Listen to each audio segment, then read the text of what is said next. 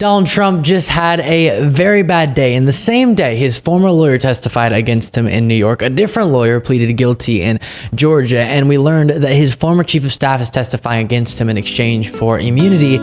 Yikes.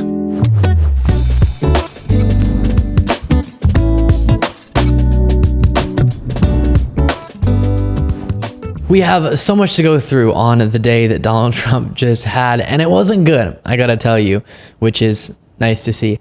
Let's start with Michael Cohen, then we'll go to two other huge stories. So Michael Cohen, of course, is Trump's former lawyer. He appeared in New York to testify against Donald Trump in his civil fraud trial. And to Trump's face, with Trump right there in the room, Michael Cohen explained the fraudulent business practices of his former boss. Before getting to what Cohen testified to, here's him entering the courthouse. Michael, how did it feel to see Donald Trump again? Heck of a reunion. Let me just turn around and say that this is not about Donald Trump versus Michael Cohen or Michael Cohen versus Donald Trump. This is about accountability, plain and simple, and we leave it up to Judge Engoron in order to make all the determinations on that. So I thank you all for coming. Crazy stuff. Now, what did Michael Cohen reveal? Well, as Politico reports, Michael Cohen, Donald Trump's one-time loyal aide turned vocal antagonist, took the witness stand Tuesday to testify against Trump in a $250 million civil fraud trial, telling the judge that the former president ordered Cohen to falsify financial documents. In measured tones, Cohen testified that when he worked for Trump as his lawyer and fixer, Trump directed him to modify documents that represented Trump's net worth so that they reflected the number Trump desired. Quote, "I was tasked by Mr. Trump to increase the total assets based upon a number that he arbitrarily elected," Cohen said, "and my responsibility along with former Trump Organization CFO Alan Weisselberg predominantly was to reverse engineer the various different asset classes, increase those assets in order to achieve the number that Mr. Trump had tasked us." And of course, this was in the interest of attaining favorable loans. You can see the video on the screen, Trump in the courthouse, and apparently Trump was staring right at Michael Cohen while he broke all of this down. As a reminder, important to remember, the judge already found Trump liable for fraud. The evidence was so overwhelming. Now they're deciding on damages, and if I'm not mistaken, some other elements of the lawsuit as well. And then here was Trump entering the courthouse, going after Michael Cohen. Mr. President, what do you think about Michael Cohen testifying today? Do you think it's about his loyalty? Well, he's a proven liar, as you know. He's a felon and served a lot of time for lying. And we're going to just go in and see. And I think you'll see that for yourself very easily. The Southern District came out with a scathing statement about him. So he's a liar, trying to get a better deal for himself, but it's not going to work. This case, by any other judge, this case would have been over a long time ago. We did nothing wrong, and that's been proven. Thank you. We'll be out there. It's a little crazy that he would bring up the fact that Michael Cohen lied and is a felon. Yeah, because of you. He did those things in service of Donald Trump. Very wild.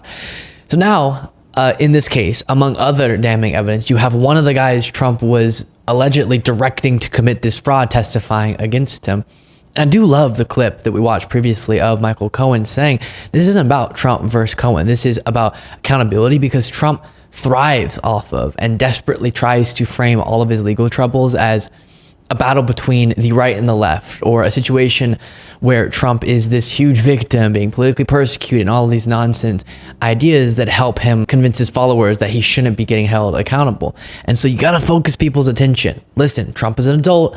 As an adult, he chose to partake in actions that have now been deemed fraudulent by a judge, and other actions that are allegedly criminal deemed so by numerous prosecutors.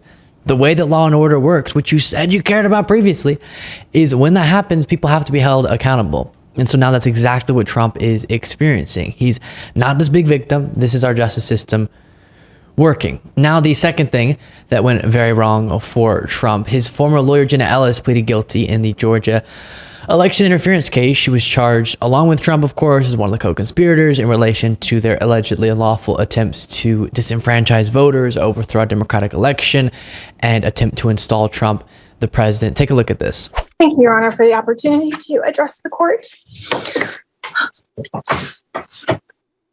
As an attorney who is also a Christian, I take my responsibilities as a lawyer very seriously, and I endeavor to be a person of sound moral and ethical character in all of my dealings. In the wake of the 2020 presidential election, I believed that challenging the results on behalf of President Trump should be pursued in a just and legal way. I endeavored to represent my client to the best of my ability.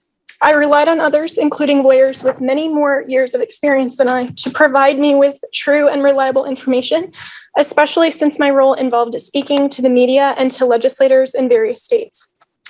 What I did not do, but should have done, Your Honor, was to make sure that the facts the other lawyers alleged to be true were in fact true. In the frenetic pace of attempting to raise challenges to the election in several states, including Georgia, I failed to do my due diligence. I believe in and I value election integrity. If I knew then what I know now, I would have declined to represent Donald Trump in these post-election challenges. I look back on this whole experience with deep remorse.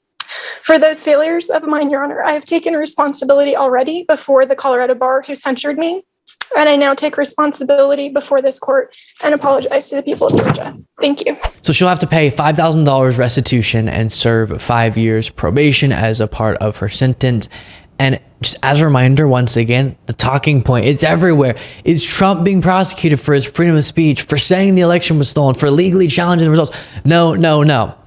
Trump and his co-conspirators attempted to fraudulently steal the state of Georgia's electoral votes. These are actions that we're talking about through numerous schemes we've gone through extensively in the past. They attempted to do so. The fake elector scheme being one of them, fraudulently asserting people to be the lawful electors when they weren't, or trying to impede a lawful governmental proceeding on January 6th by getting Mike Pence to just say, I get to choose. No, we're not certifying these votes, this electoral count, and even tampering with voting machines in Coffee County and so many other actions, again, we've gone through in the past. So she's not going to have to go to prison, as you heard there, probation. Still exactly unclear what the terms of her agreement are, but likely if asked by prosecutors, she'll have to testify against Donald Trump. And this is also accountability. And in the case of Jenna Ellis, at least there, she is taking accountability, at least with her words. This is really bad for Trump. What do you think it means for the case against Trump if in just a few days, 3 of his former lawyers who were also co-conspirators plead guilty and cooperate with prosecutors? People with legal knowledge are saying of the case Trump's also a part of, oh yeah, I don't want to take this to trial. The evidence is damning. Brace for impact, Donnie.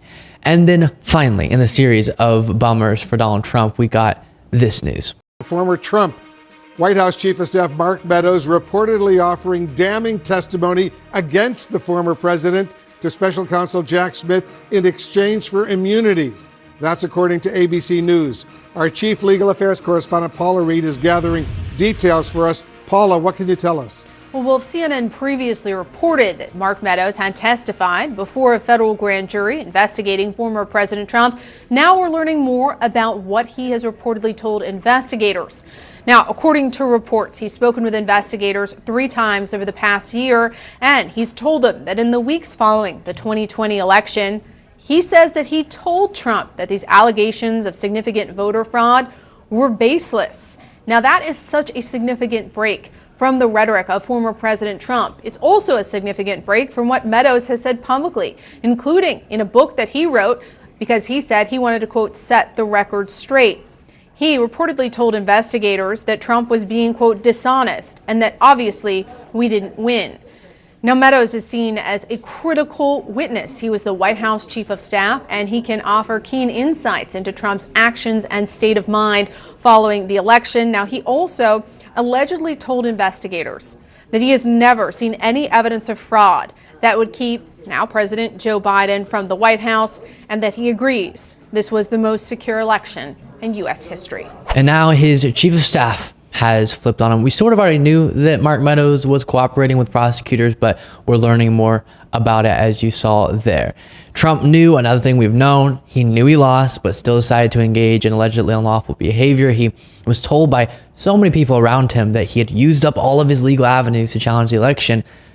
So then he decided to go outside of that legal process, allegedly. And I just have to emphasize again, the 2 election-related cases are the most important ones for Trump to be held accountable, and as he should with all of them, but especially those. We have to discourage future presidents from thinking that they could get away with just appointing themselves or selecting themselves to be president for another term, regardless of what the voters say. And all of the legal losses for Trump give me some hope that just may happen. Before you go, don't forget to become a member at lukebeasleyshow.com/membership to get access to a daily bonus show, the full bonus show, Monday through Friday, exclusively for our members. I promise that wasn't a wink. I don't know what that was. Please follow me on Threads at Luke Beasley Official, Instagram at Luke Beasley Official, Twitter or X at Luke P. Beasley, and sign up for the Beasley Brief, a daily morning newsletter summarizing the previous day's events by going to lukebeasleyshow.com/brief, and I'll see you all in the next video.